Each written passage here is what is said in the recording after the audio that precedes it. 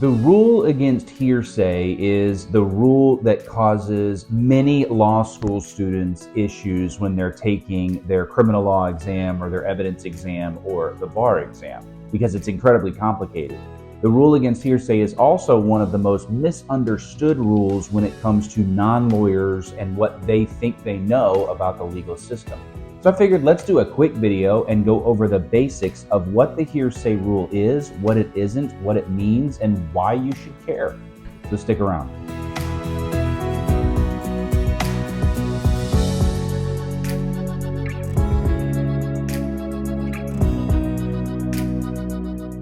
Happy Friday, everybody. Hope you're having a great week, gearing up for another good weekend. This week, we are talking about hearsay. And hearsay is one of those terms that when I'm talking to a potential client or an actual client and we're discussing the strengths and weaknesses of the government's case against them, hearsay is something that comes up, right? And it almost always comes up in a way that makes me understand that the client doesn't fully get what it means. And that's not their fault. Hearsay is incredibly complicated. So I figured let's do a quick video and discuss a little bit about hearsay. Now, the thing to keep in mind is, just like a lot of my other videos, hearsay is one of those topics that you can spend hours discussing. In fact, in law school, you spend multiple class sessions and lectures discussing the hearsay rule, the exceptions to the hearsay rule, how it gets applied, what it means, and all that stuff. So this is going to be an incredibly brief primer on hearsay. So just keep that in mind. So first, let's start with the basics. What is hearsay? What does that mean? Well, hearsay in its most basic form refers to any statement that was made outside of court that is presented in court to prove the truth of the matter asserted. Now, that's a lot of big legal words and it's confusing, and so let's kind of break it down. So the first thing, in order for something to be hearsay, is, was it something that was said outside of the courtroom? That's number one. Was it said outside the courtroom? Right. Number two, is that statement being brought up inside the courtroom?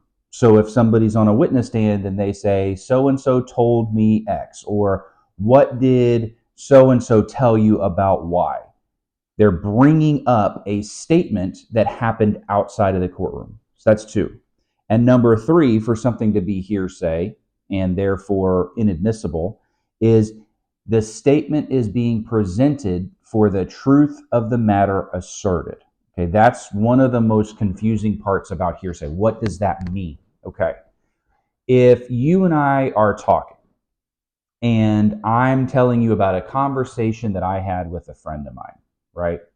And I said, hey, so-and-so told me that he went to the mall yesterday, okay? And the reason I'm telling you that is because I'm trying to prove to you that he was at the mall. That is, I'm bringing that statement up to prove the matter that is asserted in that statement. The statement is, I'm going to the mall, right? I'm trying to prove to you that he was at the mall. So I'm using a statement to prove what that statement says.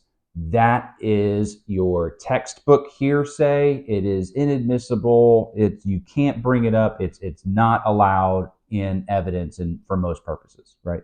So what does it look like when a statement that is brought up in court is being brought up but not to prove the matter asserted?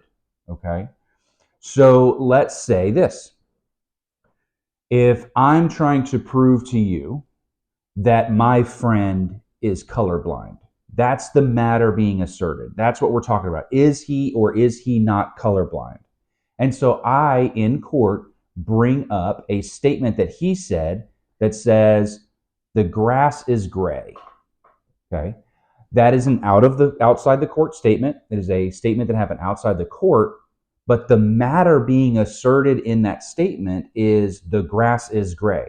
I'm not trying to prove to you that the grass is gray. That's not what I'm working on proving. I'm trying to prove to you that he is colorblind, right? So I'm allowed typically to bring that statement up because I'm not offering that statement to prove the matter asserted. Okay, it's again, when you say it, it sounds confusing, but if you kind of break it down, it makes sense. The only reason I'm talking about that statement is to prove something that's completely unrelated to what actually he said. That's not hearsay. Okay. Now, remember, that's just one of the hearsay exceptions that exist. There are a ton of them. There's present sense impression. There is unavailability of the witness. There is, different for outcry victims and stuff like that in sexual assault cases. So there are a host of exceptions to make something that is actually hearsay admissible in court. And so it's one of those really complex legal issues that your lawyer has to break down kind of on a statement by statement basis and try to figure out, is this something that we can get in? Is this something that the government's going to be able to get in? How can we argue that this is hearsay? How can we argue that this isn't hearsay? And they're going to have to figure that out. So again, this video was really just meant to be a kind of initial primer on what hearsay is at its most basic level. As always, there is so much more that we could dive in and unpack this. There's so much nuance to this rule and to the exceptions and everything else. So if this is something that interests you, if this is something that you want to discuss further, I'm happy to do that. Swing by my live stream every Sunday night at 7:45 p.m. Texas time over on Twitch. And that's what we do. We kind of talk about these types of issues, any questions that you guys have, anything that you want to bring up and say, hey, what are your thoughts on this? Or this is what I thought hearsay was, or any of that stuff. We can kind of break that down and talk about it. So swing by and I hope to see you there. You'll find the link to that live stream in the video description below. Hope you guys have an awesome weekend. I hope you have a great week next week. I look forward to seeing everybody next Friday. And until then, be good and stay on the right side of the bars.